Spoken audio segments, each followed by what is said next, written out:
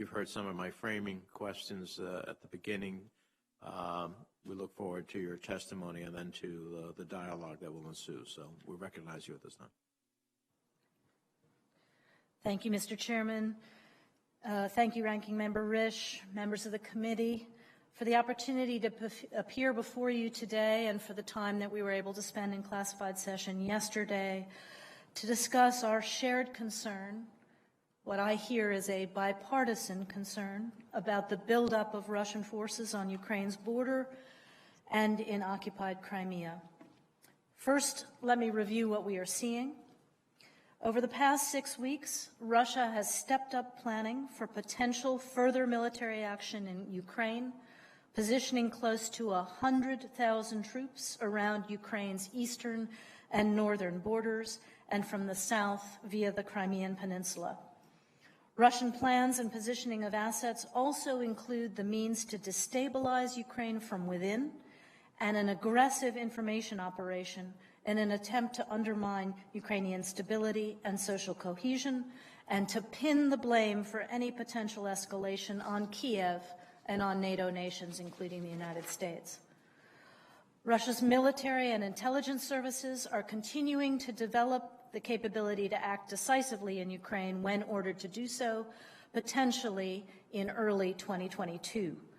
The intended force, if fully mobilized, would be twice the size of what we saw last spring, including approximately 100 battalion tactical groups, or nearly all of Russia's ready ground forces based west of the Urals. We don't know whether President Putin has made a decision to attack Ukraine or to overthrow its government, but we do know he's building the capacity to do so. Much of this comes right out of Putin's 2014 playbook, but this time it is much larger and on a much more lethal scale. So despite our uncertainty about exact intentions and timing, we must prepare with our allies and partners for all contingencies, even as we push Putin to reverse course. Now to what we're doing. First, we're engaging Russia at all levels to urge Moscow to pull back and to settle any concerns with Ukraine or with the transatlantic community through diplomacy. As you know, the President sent CIA Director Burns to Moscow in early November. Secretary Blinken engaged with Foreign Minister Lavrov last Thursday. National Security Advisor Sullivan and I and all of us have been active with our Russian counterparts, and President Biden gave that message directly to President Putin in a more than 2-hour phone call this morning. We're also warning, and the President warned President Putin today, of severe costs and consequences, including deploying far harsher economic measures than we've used before if Russia chooses the path of confrontation and military action. Second, we're engaging intensively with Ukrainian President Zelensky and his government to strengthen their defenses, support their preparedness, and help them fight disinformation, while also urging, as you did, Mr. Chairman, national unity and vigilance in the face of Russian efforts to divide or provoke them. Since 2014, the United States has provided Ukraine with $2.4 billion in security assistance, including $450 million this year alone. We are committed to Ukraine's sovereignty, territorial integrity, and independence, and that is unwavering. Third, during Secretary Blinken's meetings at NATO and the OSCE last week, and in countless bilateral meetings at all levels, including the President's engagements directly with key Europeans, we're working with allies and partners to send a united message. Russia must de-escalate, it must pull back its forces and return to negotiations. But if Russia attacks Ukraine, we will be united in imposing severe consequences on Moscow for its actions, including high-impact economic measures that we have refrained from using in the past. And at NATO, we are working closely with allies to prepare to reinforce NATO's defenses on its eastern flank as that is needed. None of us seeks confrontation or crisis. Certainly, the Russian people don't need it as they come out of a difficult COVID period. Diplomacy remains the best route to settle the conflict in Donbass and address any other problems or grievances. The Minsk agreements offer the best basis for negotiations, and the U.S. is prepared to support a revived effort if the parties welcome that. More broadly, President Biden continues to believe that a more stable and predictable U.S.-Russia relationship is in both countries' interests. We will continue to have very deep disagreements with the Kremlin on human rights, on Mr. Navalny's treatment, on press and NGO freedom, on Belarus, on cyber threats, on election interference, on detained American citizens, and on embassy staffing and many other things. President Biden has, including today, and will continue to raise these issues with President Putin. And yet, as we all know, when the United States and Russia can work together, as we are doing now on Iran and in the nascent strategic stability talks, we offer both our citizens and people everywhere the prospect of a better future. But what we could and should do together will be put at risk if President Putin chooses more aggression against Ukraine. And Senators, while I have you captive, I want to thank this committee for moving so many of our state nominees out of committee in recent weeks and even getting some of them confirmed. I met with Ambassador Flake this morning, one of your previous colleagues and now one of our colleagues, for example. But with 85 nominees pending consideration before the Senate, American diplomacy remains at quarter power at Main Street and around the world. At this time of myriad security challenges, including the one we're talking about today, every empty slot around the world diminishes our global influence and creates space for our adversaries to fill. So as Christmas and New Year's approach, the Senate could give American diplomacy no greater gift than to get our folks confirmed and off to work. Thank you, and I look forward to your questions. Thank you very much. We'll start a series of 5-minute rounds. I'll recognize myself. First of all, with reference to the President's call with President Putin today, would you characterize the President Biden's messages to President Putin as clear and unequivocal, of delineating the consequences of any such invasion, including sanctions such as that I've mentioned and others that we mentioned yesterday in a classified setting? Absolutely, Mr. Chairman. The President could not have been clearer. All right. And in that respect, have we also shared that this is not just a question of the United States engaging in these very significant sanction activities, but an increasing multilateral reality for President Putin if he makes the mistake of invading Ukraine? Absolutely. We've said it ourselves, but the Europeans and other allies are increasingly saying it as well. You might have seen a press conference today that Commission Chairwoman von der Leyen gave in Brussels, in which she made absolutely clear that the EU would also join in very consequential economic measures of the kind that they have not employed before. Much has been said about Nord Stream 2, somehow that it would be the be-all and end-all of not having this present set of circumstances. I don't believe that for a moment, because there's far more engagement here than that. But are the Germans ready to take significant actions with us if, in fact, Russia invades Ukraine? I believe they are, and today is the first day of the new German government, as you know, but we've already begun intensive consultations with them. Now, do we have a calculus as to how much pain Putin is willing to subject himself to in order to invade Ukraine, meaning how many lives as Russia's sons are in the mix in terms of particularly a long-term insurgency that would exist by the Ukrainian people rising up? Chairman, I thought you sent President Putin a very powerful message yourself this morning, that the Ukrainians are a tough nation. They will not stand by. Should President Putin order his forces into Ukraine or otherwise try to destabilize their democracy in profound ways, I think the Russians will have a very big fight on their hands. that there will be severe casualties for them.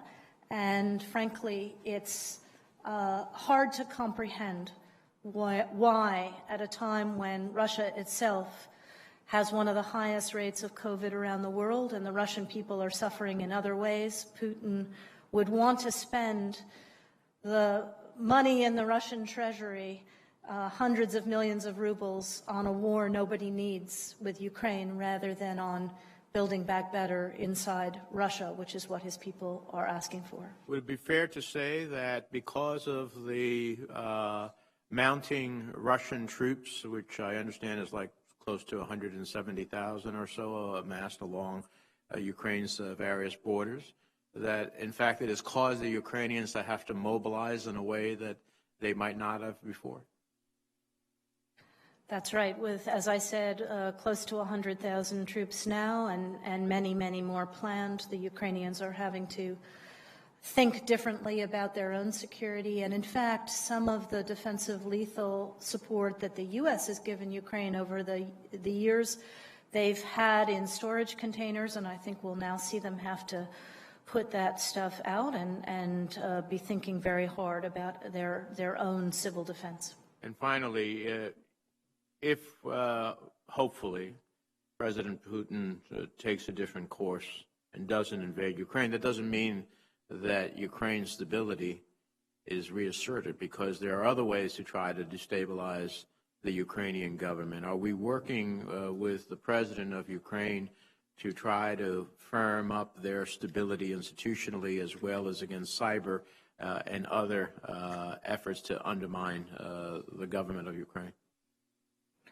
We are, Mr. Chairman. As I said in my opening, there are also significant Russian efforts to destabilize Ukraine from within and to pose catastrophic risks for the Zelensky government. We have been very clear in sharing our concerns and intelligence that we have with the Ukrainians and in supporting efforts that they are making, not only in the cyber realm, but in the civil defense realm, to protect their institutions and their critical infrastructure. Thank you. Senator Risch. Thank you, Mr. Chairman. Are you able to give us a readout on this call this morning? Ranking Member Risch, just to say that the White House is doing a public readout simultaneously with this hearing, so I will let them take the lead there. And the President is also having a consultation with major European allies this afternoon, and I think there'll be a further readout thereafter. Just to say that my understanding is that the call went some 2.25 hours or longer, with consecutive translation, that the President was able to, in a very, very fulsome way, express our concerns, express the consequences of any further Russian aggression, but also to make clear to President Putin that if there are questions that he has or grievances that he has that could be worked through with diplomacy, either vis-a-vis Ukraine or vis-a-vis the U.S. or vis-a-vis NATO, that we are open to having these conversations and that aggression is the wrong way to go. You've heard the comments that have been made by the chairman and myself over the last couple of days. Do you think that the president was that strong when he communicated to Putin where the U.S. is on this issue? I'm confident that he was. Think Putin understood? You know, I try very hard not to get inside the mind of President Putin. I'll leave that for others. Thank you very much. We'll look forward to getting a readout from the White House. Thank you. Thank you, Mr. Chairman. Madam Secretary, first of all, thank you very much for your service. I appreciated the opportunity in the closed session, and let me follow up a little bit of our concerns. First of all, I agree completely with the chair in regards to the maximum pressure being exhibited at this stage, and that we need to show unity and make it clear that there would be a heavy price to pay if Russia indeed does further incursions into Ukraine. But I want to get to an issue that should concern all of us. Crimea was taken over by Russia in 2014. We imposed sanctions. Europe imposed sanctions. And the status is still with Russian occupation of Crimea. So, yes, we have to be prepared to take action against Russia if they incur further into Ukraine.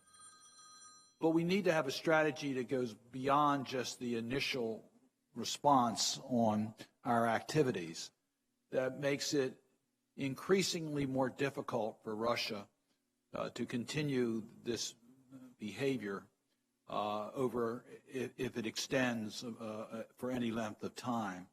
So I guess my first question to you is, do we have conversations with our allies that we have to be prepared for any contingency, including the possibility that our initial response, if Russia invades Ukraine, may require us to escalate and make it even more challenging for Russia to continue this behavior? Absolutely, Senator Cardin. We are talking about day 1 measures, day 5 measures, day 10 measures, et cetera. But it's also important, I think, for President Putin to understand, as the President conveyed to him today, that this will be different than it was in 2014 if he goes in. You will recall then that our sanctions escalated somewhat gradually as he didn't stop moving. This time, the intent is to make clear that the initial sanctions in response to any further aggressive moves in Ukraine will be extremely significant and isolating for Russia and for Russian business and for the Russian people. Russia has substantial energy resources. Are we considering how to handle the energy sector in the event of Russia's incursion? We already talked a little bit about Nord Stream 2, but if we could talk about the way that they have weaponized energy in the past, but yet it's a resource that Mr. Putin might believe he'll still be able to utilize even with sanctions from the West. How do we handle the energy sector? Well, this is part of what we are discussing with our allies and partners as we build the sanctions packages that we need to understand the exposure of allies and partners, but also the risks to Mr. Putin and to his government. As you know, energy is the cash cow that enables these kinds of military deployments. So Putin needs the energy to flow as much as the consumers need it. But more broadly, we have been counseling Europe for almost a decade now to reduce its dependence on Russian energy, including our opposition to Nord Stream 2 and our opposition to Nord Stream 1 and our opposition to Turk Stream and Turk Stream 2, and to find alternative sources of hydrocarbons, but also to continue their efforts to go green and end their dependencies. And how are our discussions going with the Ukrainian government in regards to the contingency of a Russian incursion as to what type of assistance they'll need from the United States? Conversations are ongoing at every level. We had Secretary Blinken talk to President Zelensky yesterday. President Biden will speak to him either later today or tomorrow. We've had the defense minister, the foreign minister, the national security advisor in Washington. Secretary Blinken also sat with the foreign minister a week ago on the margins of the OSCE meeting in Stockholm. And we have a very robust team in the embassy and our advisors in Kyiv now. And, I would ask our DOD colleagues to talk to you about the conversations that they're having with counterparts in Ukraine as well, which are also pretty fulsome. Thank you. I understand we're joined by Senator Young by WebEx.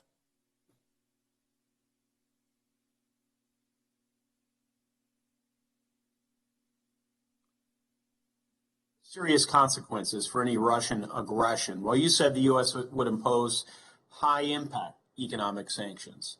These are sort of vague terms, and they don't provide enough substance to serve as an effective deterrence, one might think. So can you provide any more specifics about what measures are being considered by the administration to counter Russian aggression? Senator Young, I again want to thank the committee for the opportunity to speak in classified session yesterday, where I was quite clear and specific about the various measures that we are working on internally and that we are working on with our allies and partners. I would say that the President was equally precise in his conversation with President Putin. It didn't come as a surprise to President Putin because he was very aware of the conversation which we are having with our allies, which is part of the strategy, obviously, but suffice to say that the impact would be extremely profound. I don't think it serves the policymaking process to go any further than that in this setting. I know you'll understand. I do understand.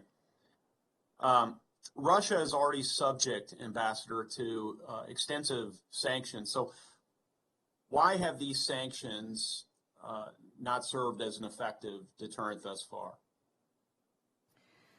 Well, Senator, I think you and I have had this conversation before. You know, sanctions, I personally believe that the sanctions that we imposed in a steadily increasing fashion in 2014 and in 2015 in response to Russia's incursions, first in Crimea and then in Donbass, did have the effect of stopping the Russian forces and President Putin from going further, particularly when we got to the sectoral sanctions in 2015. I would say that, you know, when we began to see this latest buildup and when we began to make clear that we would take economic measures that are far more severe than those we've used before, I think it did come as somewhat of a surprise to President Putin and to his and the group around him, and so they are having to factor that in. But, you know, in every sanctions conversation, you apply them, they have some effect, they have to be updated because countries find a way to navigate, as you know. We've also discussed, Ambassador, that sanctions tend to be more effective in a multilateral sort of capacity. Are you able to share with me and those who are watching or listening how you assess our NATO partners would respond to a Russian invasion of Ukraine? So, Senator, we are having a very robust conversation with our NATO allies, with our allies and partners in the European Union, obviously with Ukraine. I think the statement, as I said earlier, by Chairman of the EU Commission, van der Leyen, this morning about the EU's strength of conviction with regard to the potential need to deploy more and far harsher sanctions this morning speaks to the unity that we are building, as did the very strong statements that we had from NATO when the Secretary was there last week. And again, the President is continuing that diplomacy today, as we all are at every level. Ambassador, President Putin and Foreign Minister Lavrov have repeatedly indicated that they seek to deny any potential path to NATO membership for Ukraine and other Eastern European countries. Does the administration view this demand as a valid issue for negotiation? No, we do not. And President Biden made that point crystal clear to President Putin today, that the issue of who joins NATO is an issue for NATO to decide. It's an issue for applicant countries to decide, that no other outside power will or may have a veto or a vote in those decisions. Thank you, Ambassador. I have no further questions. Senator Shaheen is recognized. Ambassador Nuland, thank you for being here today and for the briefing that you gave us yesterday. I think it's very clear listening to the members of this committee that there is strong bipartisan concern about what Russia might be thinking about with respect to Ukraine, and support on this committee and in the Senate for Ukraine and for doing everything we can to ensure that they remain a sovereign nation. Senator Portman and I offered an amendment to this year's NDAA in that vein to increase military assistance and raise the amount of assistance that could go to lethal weapons. Are there other things that you think we could be doing in this Congress that would further show support for Ukraine?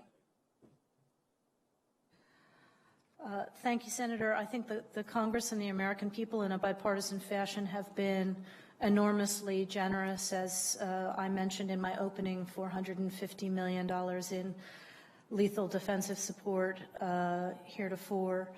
You know, I think we need to continue to look at other things that the Ukrainians need in terms of cyber resilience, in terms of communications capability, in terms of educating the next generation, all these kinds of things. But we will not be shy about coming to you as we need support. And the bipartisan spirit here is really gratifying. Thank you. Last week, Senator Johnson and I met with a number of members of parliament from Estonia, and one of the things that they talked about was the importance of European unity with respect to Ukraine, but they were also quite anxious that we reconsider whether or not to station more troops in the Baltic nations, something that I've also heard from Poland and some of the other Eastern European countries. Can you tell us if that's on the table for consideration as we're thinking about how to respond to what Putin is doing? Yes, Senator. At the NATO ministerial last week, there was a commitment among allies that we needed more advice and more options from our NATO military authorities with regard to the consequences of any move by Russia deeper into Ukraine, and what that would mean for the eastern edge of the alliance, and what it would mean about our need to be more forward deployed in the east. And again, I think that was also a subject of conversation in this morning's phone call. Belarus, now that it seems to be totally within Russia's control, also presents another front for the potential for Russia to invade Ukraine. Can you speak to whether we view what's happening in Belarus in that way? I know the Ukrainians view it that way because we heard that when we were in Halifax for the International Security Forum and met with some Ukrainian officials. Well, as you know, Senator, the situation in Belarus is just tragic and really concerning in many, many ways, which is why the administration, along with the European Union in a multilateral way, increased sanctions just last week, including blocking the sale to us or to Europe of one of the great sources of Lukashenko's money, potash, et cetera, and sanctioned some dozens more Belarusians responsible for the violence and intimidation there, and particularly now for the weaponization of migrants, pushing, accepting them from third countries and then pushing them against the EU's border in a very cynical and dangerous way. But I think you're talking about the potential as Lukashenko becomes more and more dependent on the Kremlin and gives up more and more of Belarus's sovereignty, something that he told his people he would never do, that Russia could actually use Belarusian territory to march on Ukraine and or mask its forces as Belarusian forces. All of those are both things that we are watching, and it was particularly concerning to see President Lukashenko make a change in his own posture with regard to Crimea. He had long declined to recognize Russia's claim on Crimea, but he changed tack a week ago, which is concerning. Very much. I'm out of time, but I just wanted to raise an issue you brought up in your opening remarks with respect to the effort to confirm our ambassadors and State Department officials and the effect it's having currently of hamstringing our foreign policy efforts around the world. And I know this committee has worked very hard in a bipartisan way to try and move those appointments, but they are being held up on the floor by a small group of Republican colleagues who have other issues, who don't want us to move forward. And I hope that you will share with everybody on this committee and those holding up those appointments what that means to our diplomacy and our foreign policy when we can't get our people in place to protect American interests. Thank you for that, Senator, and thank you for how stalwart you've been on this subject. As I said in my opening, we are on the field at quarter power, as our adversaries and as the autocrats are on the field at full power and, frankly, on the march. We need all of our assistant secretaries confirmed in the department. We still have, I think, less than 10 confirmed, and we need all of our ambassadors out at the field. As good as our charges are, it's not the same as having been the president's choice and to have the advice and consent in a bipartisan way of this Senate. So 85 of our best, political and career, awaiting floor action, and think about the message that that sends to Russia and China. Thank you. Senator Johnson. Thank you, Mr. Chairman. Undersecretary Nuland, welcome. I certainly appreciate you spending some time with us last night in a secured briefing. And I think it's important that you're here today. I want to associate myself with remarks of the chairman and the ranking member. I think if there's one thing that Vladimir Putin ought to understand is how unified we are. I mean, there are many things that divide us politically in this country, but when it comes to pushing back on Russian aggression, supporting countries like Ukraine that are trying to develop their freedom, free themselves from the legacy of corruption from their former involvement with the Soviet Union, we are very strongly united. Often, within this discussion, you were talking about unprecedented level of sanctions. I think it'd be important for the public, for the Senate, for Congress, but for Vladimir Putin to really understand in somewhat granular detail what we're talking about, what we'd impose on them, and how harmful it would be to Russia. Unfortunately, to Russian people. But Vladimir Putin ought to be concerned about the Russian population, more concerned than we are. We can't allow this. So can you really describe the types of sanctions that you are contemplating and pushing with our European allies? Senator, thanks for that statement of unity and for your strong statement here today. As we discussed last night in some detail, what we are talking about would amount to essentially isolating Russia completely from the global financial system, with all of the fallout that would entail for Russian business, for the Russian people, for their ability to work and travel and trade. And we are looking at the full suite of options.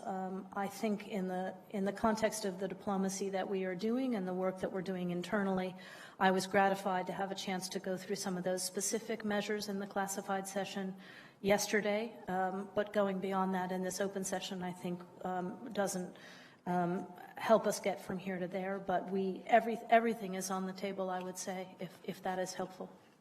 One thing that I believe certainly the Senate Foreign Relations Committee is pretty unified on, it may not be unanimous, was our support for sanctions against Nord Stream 2 pipeline. And that I think many of us were very disappointed that those sanctions were not fully implemented and the construction continued. I can't think of a more powerful way to punish Russian aggression than by rolling back what progress has been made and, if at all possible, prevent the Nord Stream 2 from ever being completed. Is that something that is being discussed with allies? Is that something that's being contemplated? Absolutely. And as you recall from the July U.S.-German statement, that was very much in that statement that any moves, Russian aggression against Ukraine, would have a direct impact on the pipeline, and that is our expectation and the conversation that we're having. So again, direct impact is one thing, but I'm literally talking about rolling back the pipeline. You can loosely define that, but I mean taking action that will prevent it from ever becoming operational. I think if President Putin moves on Ukraine, our expectation is that the pipeline will be suspended. Well, I certainly hope the Senate Foreign Relations Committee would take up legislation to go beyond just suspending it, but from ending it permanently. But anyway, thank you, Undersecretary Nuland. Thank you, Senator Johnson. Senator Coons. Thank you, Chairman Menendez, Ranking Member Risch, and thank you, Undersecretary Nuland, for speaking with us today and for briefing the committee in classified session and for all the ways that you've been responsive and engaged as these important developments have unfolded. Like I believe all of my colleagues, I'm gravely concerned about developments along the Russia-Ukraine border and the very real threat that Putin poses to security, stability throughout Europe. In addition to serving on this committee, I chair the Appropriations Subcommittee that funds the State Department and USAID. What tools and funding within the FY22 State and Foreign Operations Bill do you think would be most effective in deterring Russian aggression and in supporting our partners in Ukraine, yes, but also in other places throughout Eastern Europe and Georgia and elsewhere?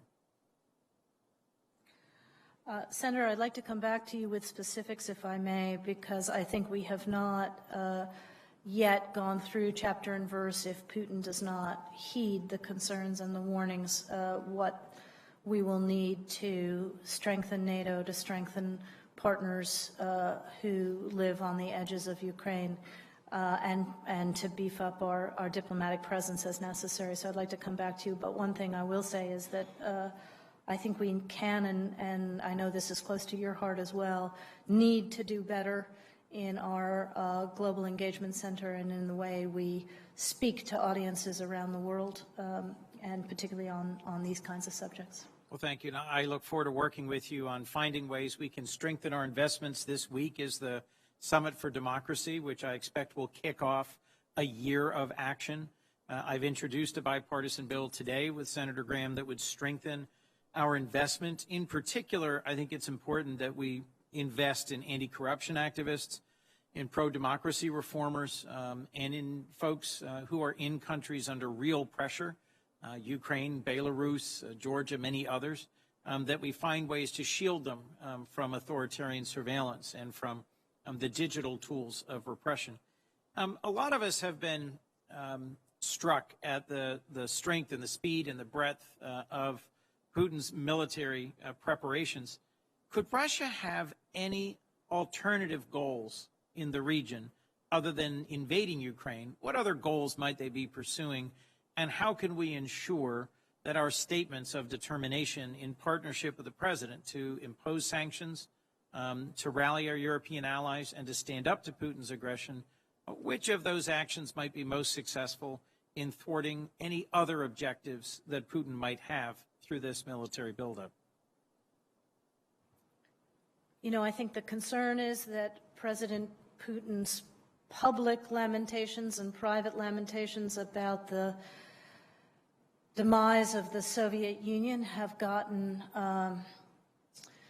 noisier and stronger over the years, and just in the last year, in the last 6 months, he has increased his public comments to the effect that the sovereign nation of Ukraine is actually a part of Russia, belongs to Russia, et cetera. So the concern is that he's actually, as a legacy project, seeking to reconstitute the Soviet Union, and then, you know, would his appetite be fulfilled with that eating, or would he seek to go further? So I think this is why the unity here in the Senate, unity in the House, unity within the United States, unity in Ukraine, unity with our NATO allies and partners, and the significant consequences that we're talking about are so important, and making clear that we are absolutely ready there. I also think it's important to talk to the Russian people, as I have said to you before and have said to this committee.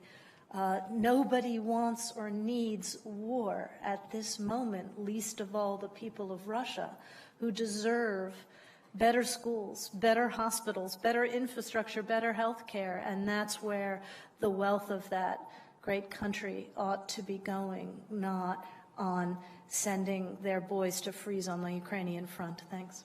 I agree, and I just want to close by emphasizing the simple, forceful clarity with which you just testified before this committee that the United States' commitment to Ukraine's sovereignty, territorial integrity, and independence is unwavering. I recently led a bipartisan delegation that went to meet with leaders of the EU, of the UK, and of the new German government. It is my hope that they will be as unwavering and clear and forceful in their actions as that statement, and that all of us on this committee will join in supporting your work and the President's work, and that we will work with one voice to deter Russian aggression against Ukraine. Thank you. Thank you. Senator Romney. Thank you, Mr. Chairman. I appreciate, Undersecretary Nuland, your work and your testimony today and yesterday, and the work that you do for our country. I wish to associate myself also with the comments of the chairman and the ranking member. We are united in our commitment to a free and sovereign nation in Ukraine.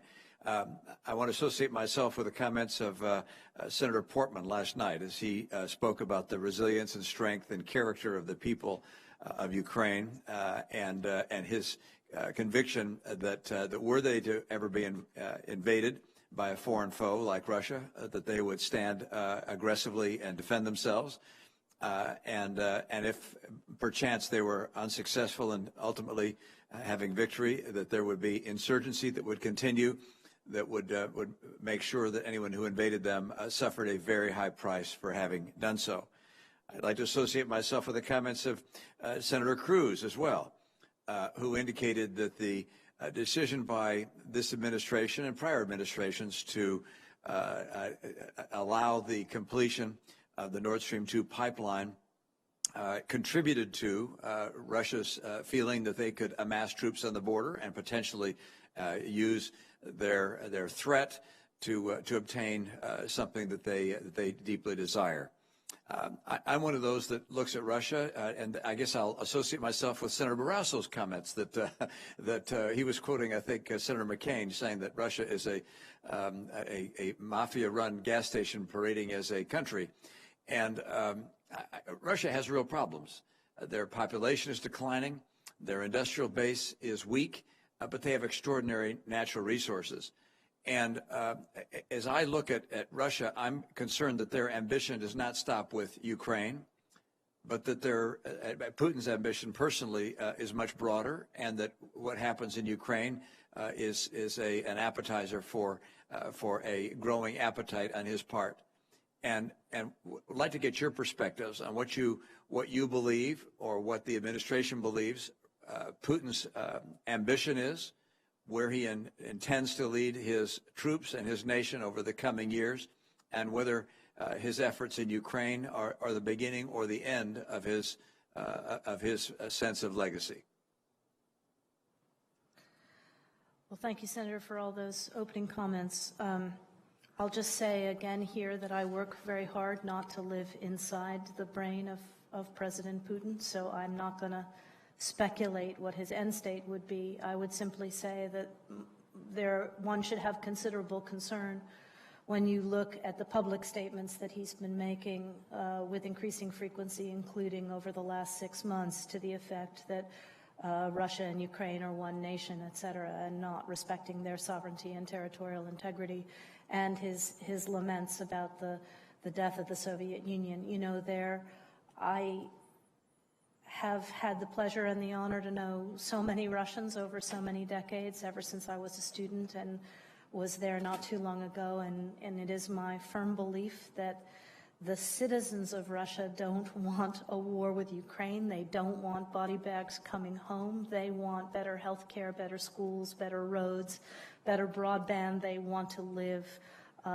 better. And President Putin could so much more worthwhilely serve his own people at this moment when we are all having to build back better. So I hope that he thinks about what he owes his own people before seeking to acquire more territory.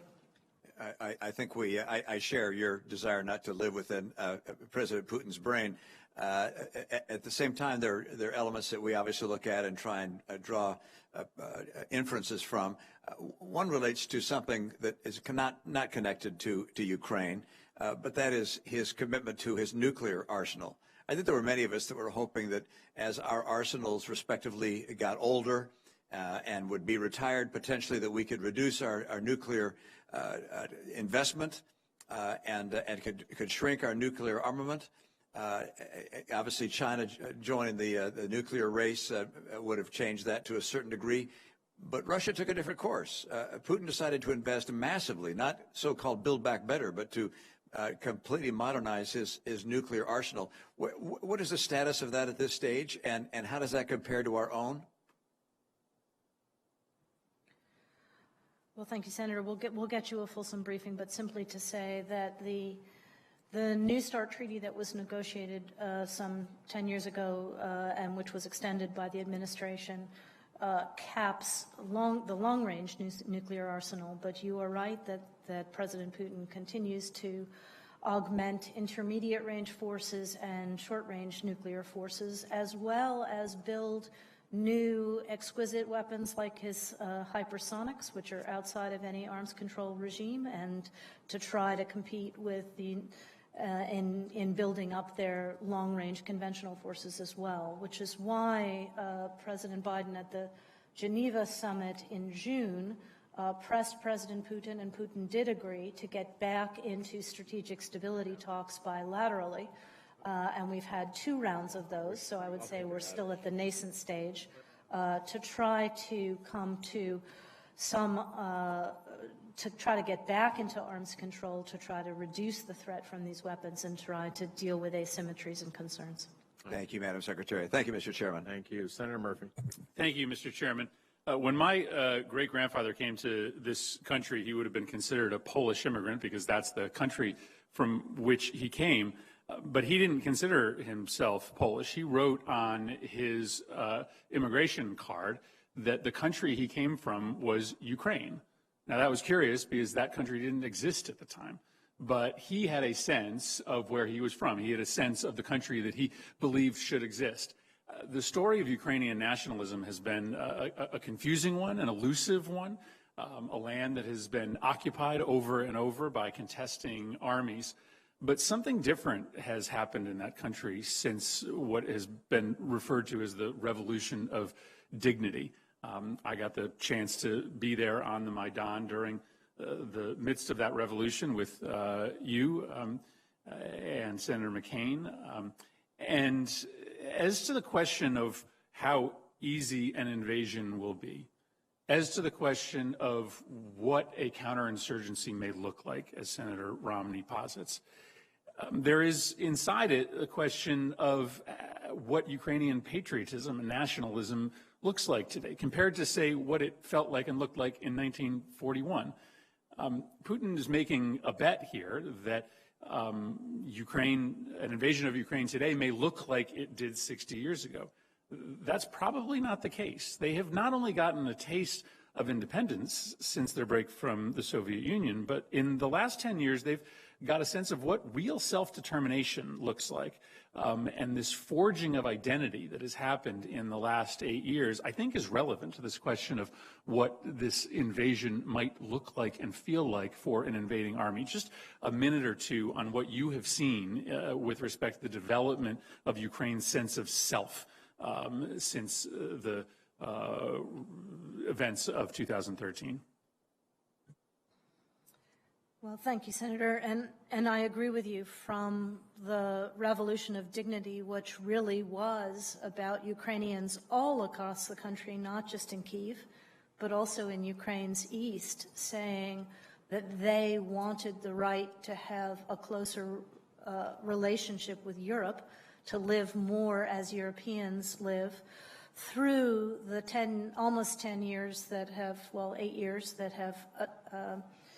have passed since. I think Ukraine has really come back to its sense of independence and sovereignty, and a path that very much they would like to look more like Paris and Berlin than like what they see in Sverdlovsk and Ekaterinburg at the moment today.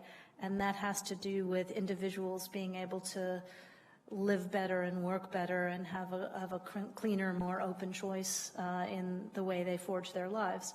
But I think it's also true that the state of Ukrainian nationalism has always been fierce, going back to 1917 or wherever you want to start counting.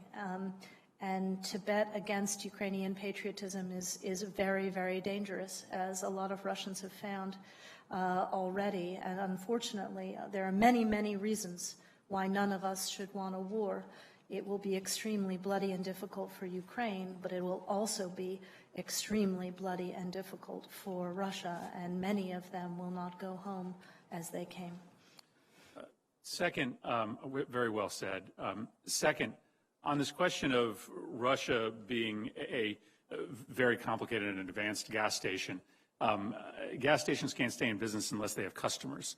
And Russia has all sorts of customers in and around its periphery. Many customers that see Russia as an adversary are still doing a tremendous amount of business. We passed legislation out of this committee several years ago, signed by President Trump at the time, that would allow for the U.S. Development Finance Corporation to do additional deals with countries that want to make themselves energy independent. And we allowed that to happen not just in the developing world, but in other nations as well. The 3 Cs initiative is a really important initiative linking essentially the ring of countries that are either former republics or satellite states of the Soviet Union together. They're begging for U.S. participation in their projects necessary to make them more energy independent of Russia. Isn't this an opportunity for the United States to step up and take some of these customers away from Russia's gas station? Absolutely, as we have been doing with our support for more LNG terminals around Europe for many years, as we are doing now in our support for green alternatives, not just in the United States, but in Europe as well, and many U.S. companies are involved with that. But that particular belt of 3 Cs countries is absolutely crucial, as you've said. I would just note, Mr. Chairman, I don't think we need to persuade Secretary Nuland, but right now there are no plans in the administration to put DFC dollars behind 3 Cs, something that this committee, I think, in a bipartisan way could work on moving forward. Thank you. I appreciate that. Senator Rubio. Secretary Nuland, I agree with all of the assessments that have been made about Vladimir Putin, that he seeks, to establish great power parity with the United States and therefore tries to show force and power around the world. I also think he's driven to some extent, maybe a great extent, by the ego and the drive to bring Ukraine and to at least the Russian sphere of influence, if not into the Russian Federation, and cement his legacy as the uniter of a greater Russia. I think there's a third factor here that I'm curious whether you agree with, and that is that he also thinks that the West, and I by no means am a fan of Vladimir Putin, and I'm confident that they're not fans of mine, but they're thinking, as irrational as we may think it is, that we want to turn Ukraine, the West in general, the U.S. in specific, into a base of operation to threaten their security and or to undermine, their internal cohesion and the like. And therefore, he's using this as an opportunity to try to impose neutrality, at a minimum, impose neutrality on Ukraine. And if that is, in fact, at least the primary motivator in the short term of this threat of military action, then I would imagine that he's already been publicly messaging what his asks are. The first is that we would pull back NATO forces from anywhere near their western border. The second is to completely rule out the admission, probably not just of Ukraine, but Georgia as a member of NATO. And the third is to stop arming Ukraine. Of those three conditions that he's publicly messaged already, would the United States agree to any of those three? All of those would be unacceptable. Let me ask you about another trend that I think is disturbing if you sort of follow it. On the one hand, we see a growing amount of what appears to be, including here in our own, I've seen some here domestically too, but this messaging that, Zelensky is a U.S. and Western puppet, he's ineffective, he's corrupt, and that he's not acting in the best interest of the Ukrainian people. So that disinformation, one of the things we're seeing in real time is what hybrid warfare looks like to prepare the groundwork. At the same time, sadly, as we see a confederation of oligarchs, opposition politicians, former government officials, all with their own agendas looking to undermine Zelensky. At the same time as some of this is happening, I imagine some of them perhaps in coordination with the Kremlin, others just doing it because they want to be president instead. What options do we have on both fronts to deal with this sort of disinformation, hybrid warfare campaign that they're undertaking to prepare the ground for all of it, and in particular on addressing these oligarchs, former officials, and others who are clearly understand that what they are doing would aid Russian efforts and Putin's efforts, and nonetheless continue because of personal ambition, others, I imagine, because of financial gain to move along this track. So what options do we have on those two things? So among the many counsels that we're giving to Ukrainians and that President Zelensky is also now giving to his country is that at this moment of challenge for Ukraine, unity among patriots, unity among Ukrainians who believe in the sovereignty and territorial independence of their country is absolutely essential, and that none of them should fall into these traps that the Kremlin is setting to divide them or pit them against each other. You know that democracy is a relatively new sport in Ukraine. They occasionally play it rough, as others do, but now is absolutely a moment for unity, and particularly with regard to disinformation efforts to blame the other guy for what you yourself are doing. We have encouraged the Ukrainians to apply that best adage, which is that sunlight is the best disinfectant, and to be very vigilant about exposing Russian disinformation activities and payments and little gray men and little green men who are trying to infect politics, and that is something that they must do in this moment. Thank you. Senator Van Hollen. Thank you, Mr. Chairman, and thank you, Madam Secretary, for your service. I want to begin by associating myself with the comments the Chairman made at the outset, which is, number one, that Russia, Vladimir Putin, should understand that there's going to be a strong, unified, severe response should he decide to invade Ukraine. And I'm a big believer that sanctions are actually more useful and effective when you lay them out in advance and say to a foreign leader, these are the consequences if you take these actions, rather than trying to reverse action after the fact through sanctions. That's why last session Senator Rubio and I introduced the Deter Act, because we thought it was important to make it clear what would happen if there was interference in U.S. elections going forward with a very strict set of sanctions. Unfortunately, the previous administration opposed that approach, but I'm pleased to see that the Biden administration is taking that approach with respect to what's happening in Ukraine. And obviously, those are far more useful if we do so on a unified basis with our allies, as you've indicated. The other thing that we need to, I think, underscore, and I know it's been discussed at this hearing, is the determination of the people of Ukraine. Because there was a time, a long time ago, where Putin was not viewed in Ukraine as a threatening individual compared to where it is today. And I think he should be disabused of any illusions that he's going to be greeted in Ukraine as some kind of liberator or people who support him. Can you talk a little bit about the Ukrainian people's sentiment for Putin. We have polling data. We also know that after Putin's action to annex Crimea, that sort of sent a shockwave through much of Ukraine. So if he thinks he's going to just sort of have a little bit of a fight and no resistance, I think it's important that he be disabused of that fact. Can you speak to that?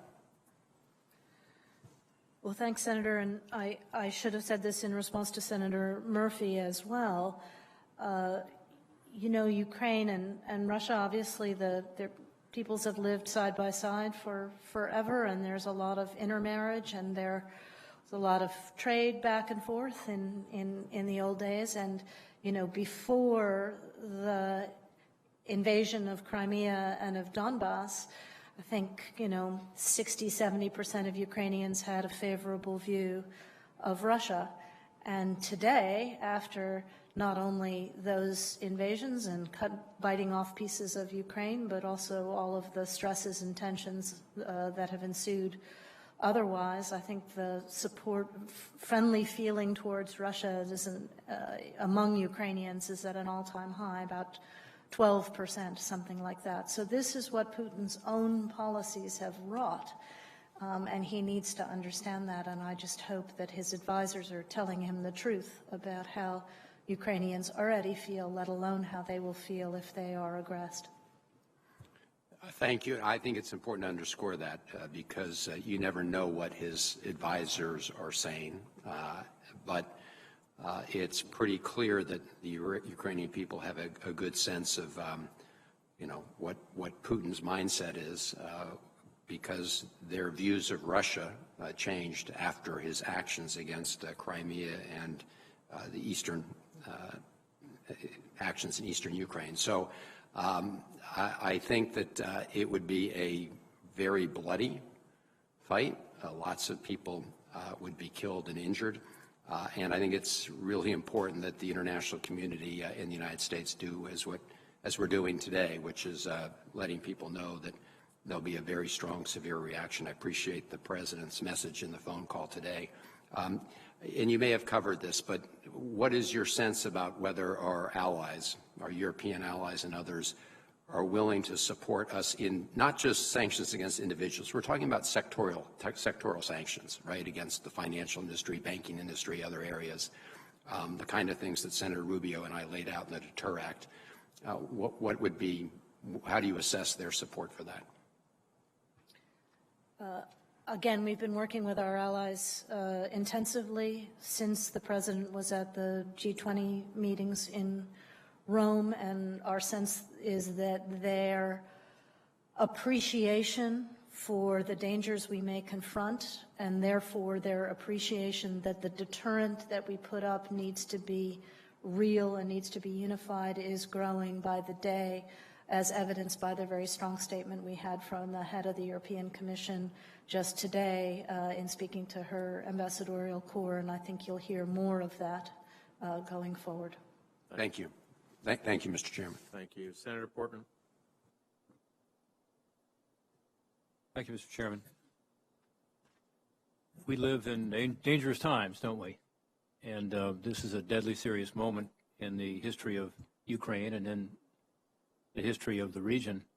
I thank you, Ambassador Nuland, for your time and effort and spending some time with us last night as well. I know that President Biden spoke with President Putin on this subject today, and I look forward to getting the readout from that. I know we all do. Senator Risch and I sent a letter last week to the President urging him to show absolute support for Ukraine and to let President Putin know in no uncertain terms that there would be serious consequences, and also to reject the unreasonable Kremlin demands. I'd like that letter, without objection, to be included in the record. Without objection.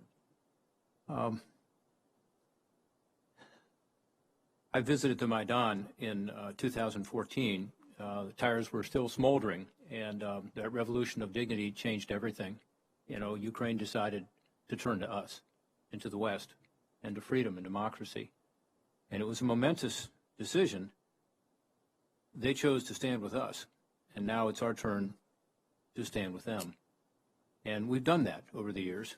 I mean, if you look at what happened with regard to the Ukraine Security Assistance Initiative, which I co-authored, over the past 6 years, the United States has transferred defense articles, conducted training with the Ukrainian military. We have been very engaged. I would ask you, Ambassador, this week we have the NDAA likely to be voted on, and likely it will include an increase in that lethal defensive funding. What defensive weapons has Ukraine asked for, and what is the State Department willing to provide them under an expedited process? So, Senator, we had a chance to talk about this at some length in the classified session last night, and I appreciate the time and the detail that we were able to go into there. I think given the fact that the threat is now coming not simply from the east, but from 3 sides of Ukraine, what they are seeking is largely more of the defensive lethal equipment that we have already given them, these same kinds of things that you actually don't deploy in an offensive way, but that are essential for defenses, javelin. Anti-aircraft, anti-tank. Exactly. Weaponry. Let me ask you this. If there is an invasion, I believe that Russia will not face anything like the same Ukrainian resistance it did in 2014. With all due respect, at that time, the Ukrainian military had not been modernized. They were disorganized.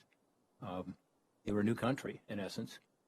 The Ukrainian military has now made significant strides in professionalism and enacted important defense reforms. And again, the United States and our NATO allies have been very involved in that.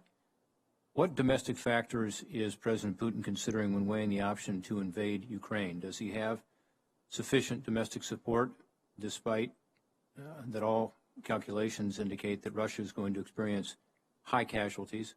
Has he factored in the cost of additional sanctions, including severe sanctions such as denial of access to the SWIFT banking mechanism? I think it's important that not just President Putin, as he got the message very clearly from President Biden today, but that the Russian people also appreciate the kind of things that are being contemplated and the kind of risk that their president is potentially taking them into, including for their sons and daughters who serve. I would just add to your list with regard to the capability of the Ukrainian forces, and obviously Russia is so much bigger and their force is so much bigger, but Ukraine is better trained now. But in addition to that, many, many Ukrainians have served and are now returned to civilian life, some of them with that training as well. So that's something to factor in. I haven't seen any Russian polling, but what I have seen is the Kremlin spreading huge amounts of disinformation, including inside Russia, to try to make the case that Russia is under threat from Ukraine, and nothing could be further from the truth. There is no threat to Russia from Ukraine. So he's trying to prepare the ground in his own body politic, but again, he might do better to listen to the needs that they have as they try to come out of COVID, which have much more to do with their daily lives and their roads and schools and hospitals and healthcare. Well, I agree with that, and I think it would be a grave mistake if Putin were to decide to invade again, and I think this time he would meet a very different and more capable resistance. And my hope is that in the next several days we'll be able to continue to send those strong messages through a vote on the National Defense Authorization Bill, but also in other ways to let Russia know in no uncertain terms of the severe sanctions that would accompany any kind of invasion. Thank you, Mr. Chairman. Thank you. Senator Kaine. Thank you, Mr. Chair. An important hearing. Thank you, Secretary Nuland. So I have a question and a concern. My question follows up at the very end of your dialogue with Senator Johnson. You said your belief would be that if Russia further invaded the country of Ukraine, that the Nord Stream pipeline would be suspended. And I want to pick up on that. The pipeline has been the subject of much controversy here. No one is pro-pipeline in the sense of making Russia happy, but we have allies that are important to us who are pro-pipeline, and the administration and the past administration have tried to balance that. Do you think our European allies, including those who've been more in the pro-pipeline camp, would find a Russian invasion of Ukraine so troubling that they would be willing to work together with us to either stop the pipeline from being certified, it's in a certification process, or stop the operation of the pipeline. In other words, would an invasion of Ukraine tip the balance so that our allies would join together with us to make sure that the Nord Stream pipeline was truly suspended, as you indicated? I believe that it absolutely would, Senator. As you know, this is gratuitous anyway. They don't need any additional energy from Russia. And the German government is brand new, so we're working with them on this issue. But again, without putting too many words in their mouth, because they are new, while the government in the past has been somewhat pro-pipeline, your view of the new government is they would view a Russian invasion of Ukraine as sufficiently dire that would cause them to maybe reassess the pluses and minuses of the Nord Stream pipeline from their standpoint. So the President's having his first opportunity today, perhaps even as we speak, to speak with Olaf Scholz now that he is Chancellor, as Chancellor Scholz. So we'll have a better sense of that, but I would say that we have already been speaking to him in his role as finance minister, and I have no doubt that he understands the seriousness of the situation that we are facing. Now I want to raise a concern that I have, and I want you to tell me whether my concern is a fair one, but I'm going to be particularly happy if you actually tell me that I don't need to be concerned about this. So I have a concern, but maybe I needn't have a concern. We've talked about the crushing sanctions that could fall upon Russia should they push west in a military invasion of Ukraine. And we've talked about the kinds of sanctions that we might contemplate together with our allies. My concern is this: if the United States and the West's response to a military invasion is sanctions, but no military response. Obviously, we're providing military aid to Ukraine, and we've been generous in that way, but if we are not willing to help a Ukrainian military that's 50,000 people matched up against Russia, I would think that China would conclude, boy, the West sure isn't going to come to the aid of Taiwan if we were to do something on Taiwan. Because China would conclude we're much more militarily powerful than Russia is, and the status questions about Taiwan and sovereignty are a little bit murkier than those about Ukraine. And there's no NATO in the Indo-Pacific. We have allies in the Indo-Pacific, but we don't have a NATO with a charter, with a self-defense article. I think China would determine if the West's response to a military invasion went as far as sanctions but no further, that the United States and other nations would be extremely unlikely to use military force to counter a military invasion of Taiwan. And I think Taiwan would likely conclude the same thing. So I'm very concerned about that. And I wonder, is that a fair concern that I have about how the Chinese and the Taiwanese would view the West's unwillingness to provide more significant military support to stop an invasion by Russia? Is my concern a fair one, or is my concern overwrought? Senator, in this setting, I would simply say that this is a moment of testing, and I believe that both autocrats around the world and our friends around the world will watch extremely carefully what we do, and it will have implications for generations. And those implications could go far beyond Ukraine. They could go well beyond Europe, yes. Thank you, Mr. Chair. Thank you. Senator Barrasso. Thank you, Mr. Chairman. Secretary Nuland, over the years I've traveled to Ukraine numerous times. The 8 members of the Senate, a number of members of this very committee, were in Ukraine when Russia invaded Ukraine and annexed the Crimea in 2014. On another trip, traveled with Senator McCain and Senator Cotton. We went to eastern Ukraine, met with courageous men and women fighting for their country's freedom and their future. I mentioned this to you last night because every day they battle along the front lines against separatist forces and more than 14,000 Ukrainians have already died in fighting in that eastern region. So I know firsthand the heart and the courage and determination of these freedom fighters. And Ukrainian armed forces fight bravely. They fight fiercely. They don't back down. Ukrainians are absolutely willing to die for their homeland. So if Vladimir Putin thinks that he invades and it's going to be easy, it is not. I will tell you, I believe much Russian blood will be spilled and there will be Russians going home in body bags if he invades this country. The United States and our allies, I believe, must do more to deter Russia by increasing the costs of aggression. And I'm always looking for ways to do that. I think we need enduring strategic response from the U.S., from Europe, and from NATO. So I'm looking in terms of how we can respond to put Putin's bold and dangerous behavior away, because the repercussions go far beyond Ukraine, and we need to make sure we don't fail this test. When I talked to President Zelensky in September of this year, he said they needed anti-tank missiles, anti-aircraft missiles, better radar, and that's in that location. I'm asking you what you believe President Putin's ultimate objective is and how we need to stay ahead of his efforts.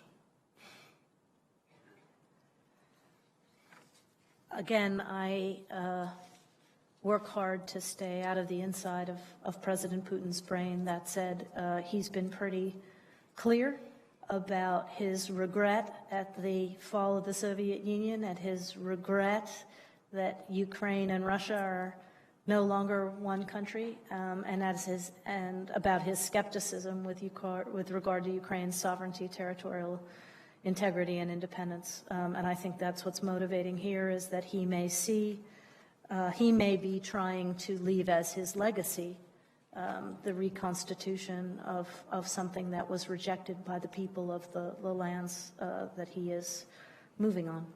You've been an observer for a long time. I remember discussing with you the Bob Strauss's book, that while he was there as ambassador for President Reagan, that you were there as a young staff member in Moscow at the U.S. Embassy in Russia. So you've been studying this a long time. You know how Putin uses energy as a weapon. I think earlier today you said energy is the cash cow that funds these military deployments. And with high oil prices now $80 a barrel, if not going higher, I think his budget is based on 40. From what I've been following over the years of my time in the Senate, that is putting a lot of money and giving him firepower that he might not have had in previous times. So I want to ask about how the way he uses energy as a geopolitical weapon, because in July, President Biden and German Chancellor, then Chancellor Merkel, agreed to reimpose sanctions if President Putin used gas as a geopolitical weapon. Since then, the world has watched Russia use natural gas to coerce and to manipulate countries all around Europe, severely limited the flow of gas through Ukraine, no longer delivers gas to Hungary through Ukraine due to a side agreement where they can bypass it. Moldova has declared a state of emergency due to Russia threatening to cut off gas, and they only avoided a crisis by agreeing to a longer-term contract. You have as physical construction of Nord Stream 2 nears completion, Putin reduced gas production and deliveries to dramatically increase prices. The spot prices soared. Where do you see the Biden-Merkel promised sanctions against Putin for using gas as a weapon? So I think you're referring to the July agreement between the U.S. and Germany, which sought to address the stress on Ukraine that the Nord Stream 2 pipeline was putting into effect. And so that agreement speaks to a number of things. First of all, helping the Ukrainians themselves wean themselves off of dependence on Russian energy and make a green transition, but also a commitment that if Ukraine faced aggression and pressure of a significant kind from Russia in the energy field, that it would have a direct impact on Nord Stream 2. So, I think reiterating that commitment and hearing the new German government reiterate those commitments will be very important, and that's something that we're seeking in this context. Just add finally that, I just have concerns if we don't abide by a Biden-Merkel agreement that we send to Putin that shows that we don't keep our word, then it makes you wonder what threats of additional sanctions we'll have on Putin in that situation. I agree with you. Thank you, Mr. Chairman. Thank you. Senator Markey. Thank you, Mr. Chairman, very much. Thank you for being here and for your great work. And many of my colleagues are focusing upon Nord Stream 2 and its geopolitical implications. I want to discuss our own complicity in contributing to the financial engine powering Putin's destabilizing behavior, our addiction to Russian oil in the United States. According to the Oxford Institute for Energy Studies, roughly 80% of Russian oil and gas revenues come from oil, while only 20% come from natural gas. The United States imported more than 800,000 barrels of Russian oil a day on average in June of 2021. And the price of that oil is skyrocketing. Russia is now the United States' #2 supplier of crude oil and petroleum products in 2021. We only import more oil and petroleum products from Canada. Most years, anywhere from 1/3 to more than 1/2 of Russian federal revenue is the direct result of their fossil fuel exports and profits. And the roughly 800,000 barrels of oil per day that Americans import contribute to an estimated $20 billion annually in American dollars going directly into the pockets of Russian petro oligarchs. Oil profits also fuel corrupt actions and human rights violations by Putin and his cronies, actions which have been detailed over years by investigative journalists and activists, including Alexei Navalny, who Putin is trying to brutally silence. And yet, we just continue to feed their revenues year to year by allowing their oil to flood our markets. And that oil is coming directly from Siberia to the United States of America and ultimately into the pockets of Putin and his cronies. Do the U.S. dollars that we spend on Russian oil contribute to Russia's ability to engage in abuses at home and malign activities throughout the region? Well, Senator, thank you for all that. I think you know that the United States doesn't, and our suppliers don't buy, we're not engaged in contracts with countries. We buy oil on the open market. And there are certain kinds of heavy and dirty oil that we need in certain parts of the U.S. that Russia is a major supplier of. So I think your question is well put, whether in the context of where we know this revenue goes, those independent free market purchasers of that particular source might want to, how should we say, purvey their oil with a conscience. Yeah, well, again, my concern is that while we talk about natural gas going into Europe, we actually import at least as much oil from Russia as well. And those revenues are going into the very same oligarchs' pockets and ultimately to Putin. So my concern here is that we understand this and that we start to think about how we can use those oil imports that go to the United States as a weapon back at Russia as well, as we're talking about sanctions, as we're talking about putting strong restrictions upon them.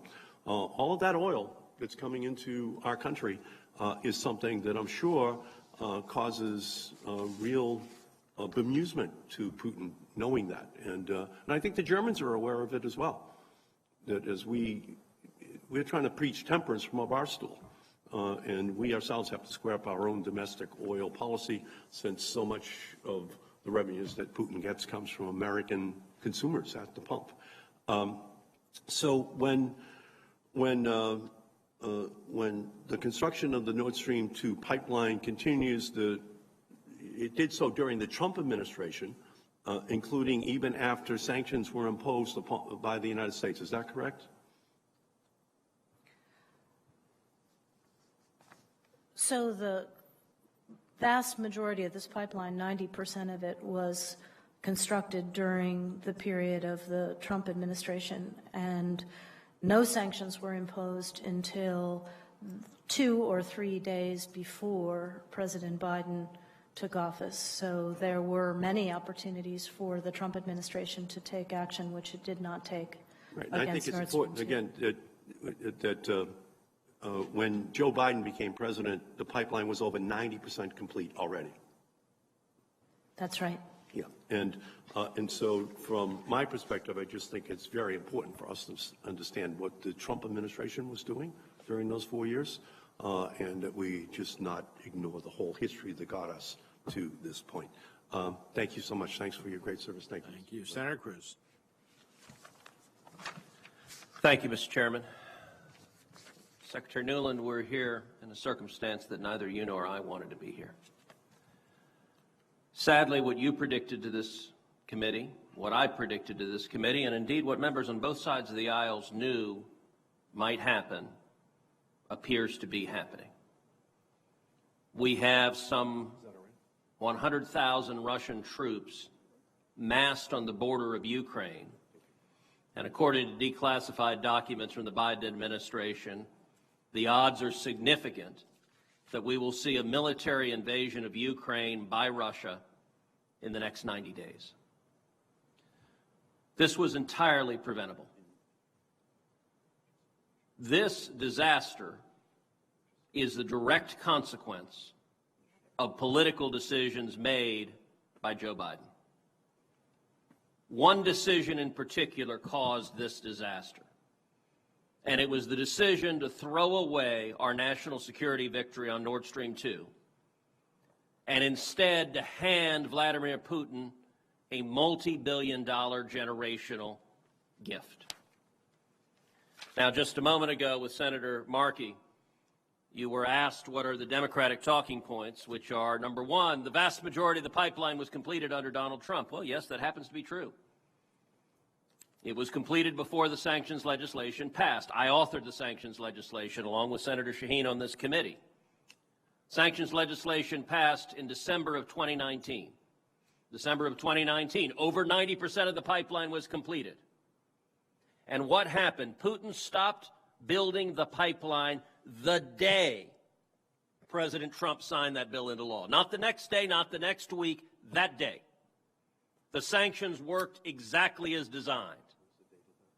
And for over a year, nothing happened. The pipeline was a hunk of metal at the bottom of the ocean. So an over 90% complete pipeline is a 0% complete pipeline until you connect it and turn it on.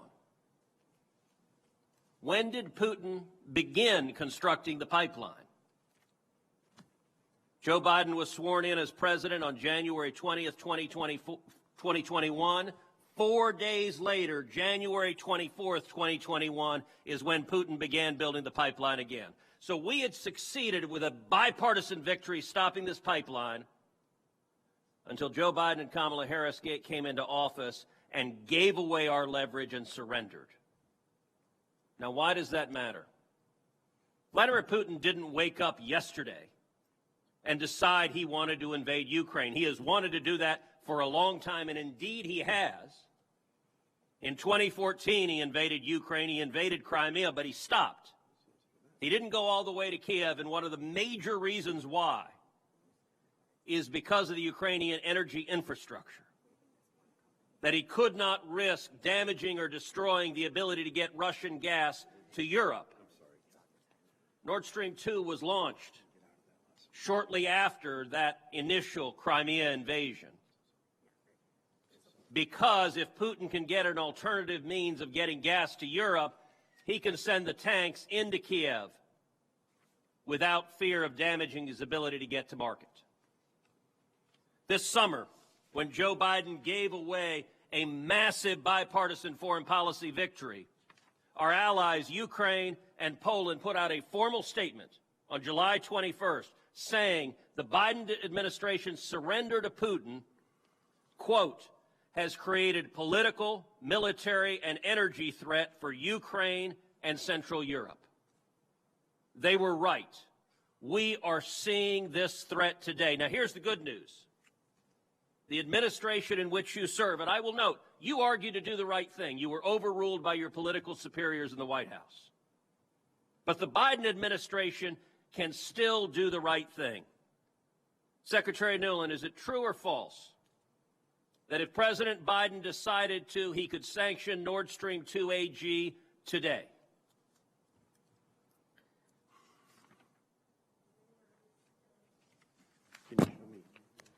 The waiver is currently in place. It could be lifted, yes. Okay, so he could sanction then today. Let me ask you a question.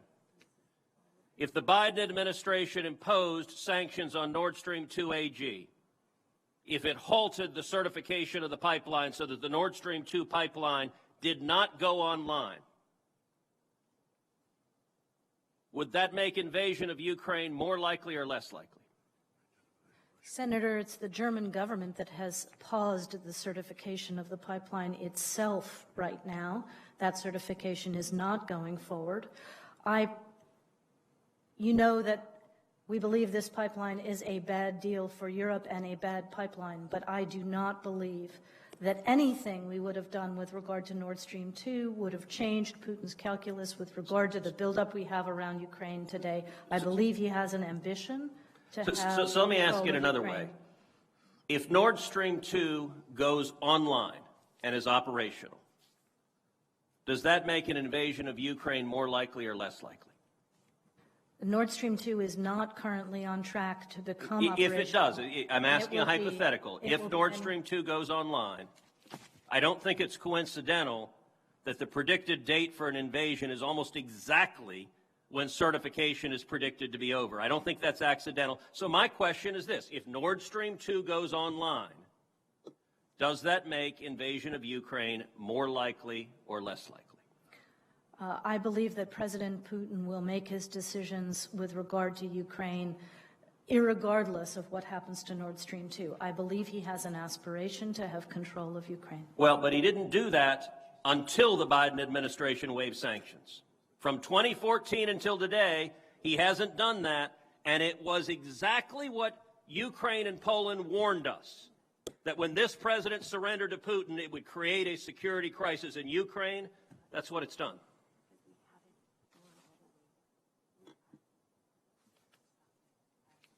I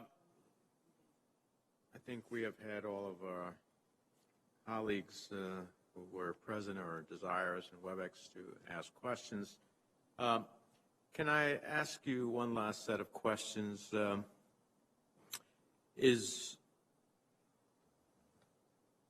Nord Stream 2 the reason that Putin is supposedly complaining about expansion of NATO? I'm sorry, Chairman, one more time. Is Nord Stream 2 the reason that Putin is complaining about expansion of NATO? No. Is Nord Stream 2 the reason that Putin complains about supposedly defending Russian speakers in Ukraine? No. Is Nord Stream 2 the reason that Putin alleges that Ukraine is not actually an independent country? No. I could go down a list. Is Nord Stream 2 the reason that Putin says that Ukraine is actually the provoker in this set of circumstances? No. And Chairman, if I may, I would just like to put one more fact in the record, which is that between December of 2019, when the PISA legislation was passed, and January 19th of 2021, there was only one sanction applied under it. And since January of 2021, the Biden-Harris administration has sanctioned 17 vessels and 8 people under the PISA legislation in an effort to raise the costs for Nord Stream 2. Now, our colleagues suggested that Putin stopped at Crimea because he didn't want to ruin the Ukrainian energy infrastructure. But isn't it true that had he marched forward at that time, he would have had probably the control of Ukraine, probably bloody even then, in the different circumstances, than far more capable Ukrainian military now, and still Ukrainian nationalism. But nonetheless, that he could have marched forward, and actually he would have controlled the Ukrainian energy infrastructure. Is that a fair statement? And in fact, you could argue that in the Donbass, he did take control of some 40% of Ukraine's coal reserves, which were a major energy input. So the fact of the matter is, as much as one would want to suggest that the question of sanctioning Nord Stream 2 was the alpha, the omega, the reason why Putin is acting today. Putin is acting today because he wants to reconstitute the Russia he knew, the one he laments consistently about, that should be reconstituted. And that's his whole goal, regardless of what happened about Nord Stream or not. And frankly, Chairman, if we did not have the working relationship that we have with the German government now, we would not be in a position to build the sanctions package that we're working on. I hope the one thing that anyone in the world who is watching this hearing today takes away is that even on some of the most contentious issues of the day, on this one, there is overwhelming, broad, bipartisan support for Ukraine. There's overwhelming bipartisan support for its territorial integrity. There's overwhelming bipartisan support for swift and robust action. And after conversations with some of the members of the committee, I look to galvanize that in some tangible way legislatively as we wait for the days ahead as to what may or may not happen.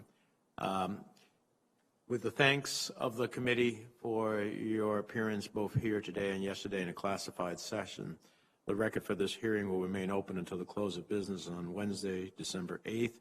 Ask questions for the record be submitted no later than that time, and this hearing is adjourned.